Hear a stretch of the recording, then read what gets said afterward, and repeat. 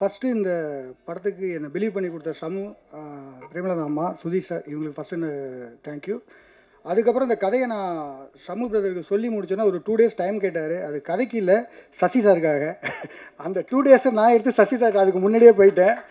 Sir அண்ணா இது மாதிரிண்ணே சமூக கதை சொன்னேன். நீ ஏன்டா போய் அங்கே போய் கதை சொன்ன அப்படின்னா வார்த்தையே கேட்டார்.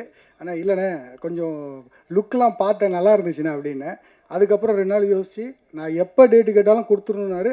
அண்ணன்ட்ட ஒரே ஷெடியூல் சொல்லி தான் ஆரம்பித்து கூப்பிட்டு போனேன்.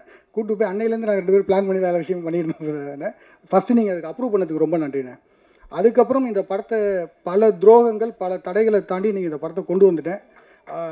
கண்டிப்பாக இந்த படத்துக்கு உங்களோட சப்போர்ட் எனக்கு ரொம்ப ரொம்ப முக்கியம்.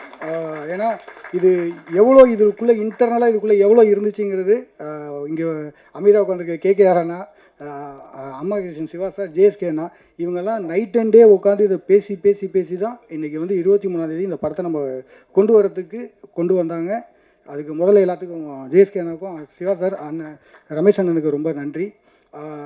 சசியண்ணனுக்கு இந்த ட்ரெய்லர் கட் பண்ணோன்னா இதில் வந்து ஒரே ஒரு விஷயம், இந்த படத்தை பொறுத்த வரைக்கும் நான் எது பண்ணினாலும் ஃபஸ்ட்டு சசியண்ணன்ட்ட காட்டணுங்கிறது நான் ரொம்ப கிளியராக இருந்தேன்.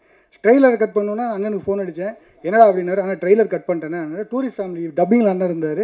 நேராக கொண்டு போய் ஃபஸ்ட்டு ட்ரெய்லர் தான் காட்டினேன்.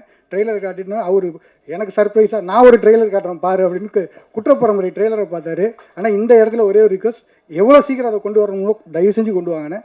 அது அந்த ட்ரெய்லர் இன்னமும் என் கண்ணில் நிற்கிது. ப்ளீஸ்ண்ணே.